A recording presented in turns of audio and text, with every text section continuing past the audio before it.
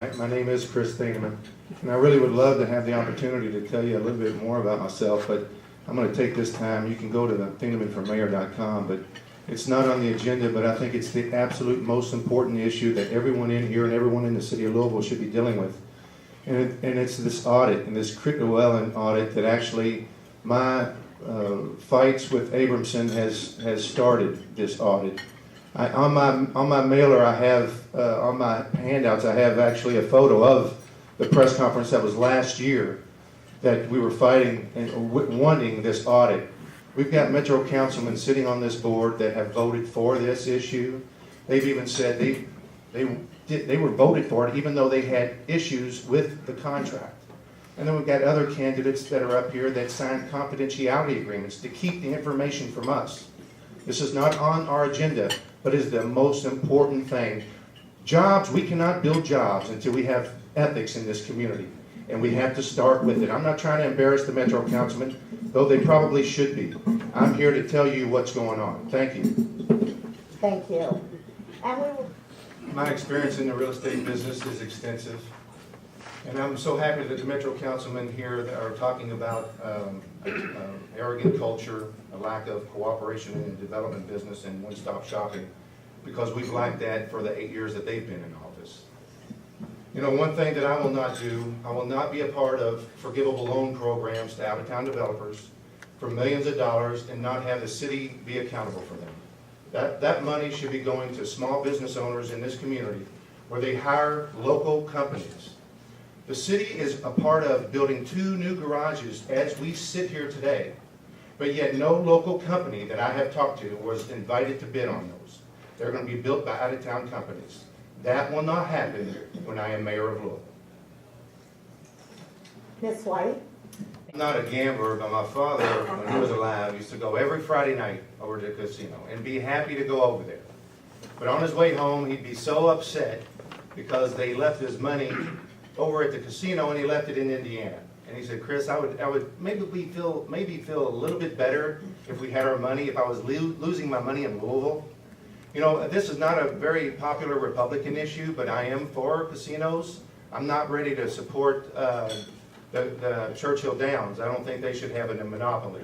As mayor, I would like to see the city of Louisville benefit from that as well and have some kind of downtown casino, some form of gambling, since we do have it in different forms here in Louisville, and try to keep some of that money that's just building Indiana roads.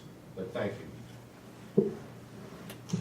Well, I am very familiar with the government programs that are out there for small businesses in underperforming areas of town. In particular, in Valley Station, many of the businesses out there, or the restaurants, don't even realize that people eat out there. So the restaurants have been a major problem. So knowing the government programs out there and the lack of restaurants, I went out and recruited restaurants, Ernesto's, Agati, Beef O'Brady's, local ownership, and put them together with the local funds, and now they have new restaurants in Valley Station. We are not promoting them properly. They are out there to be used and made successful for the small businesses.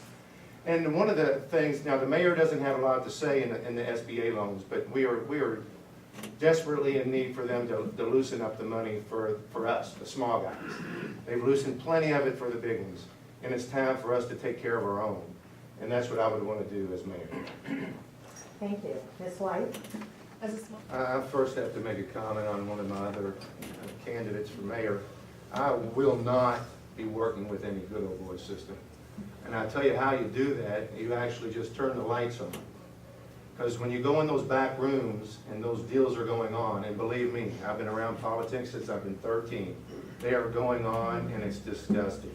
But when you flip that light on, they scurry and they run away. And that's why we're winning, that's why we're leading in the polls, that people are realizing that this kind of government is not, there's no place in it for us.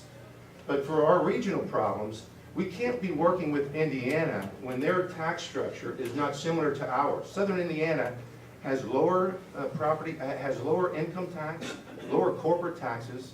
My Republican opponent thinks regionalism is taking Louisville businesses and moving them to his industrial park over in Indiana.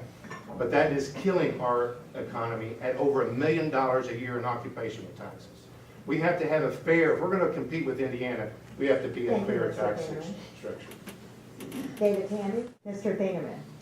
As a home builder and developer, my companies have already started this energy efficient program that we need to do on a local community level.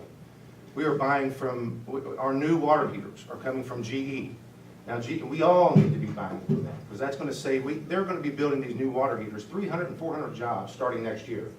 And supporting them not only helps the environment, but it's gonna help our community.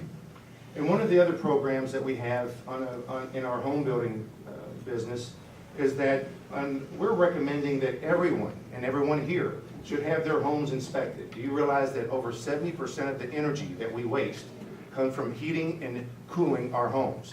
And there are programs in there to help you educate and better insulate your homes to help our energy problem that we have.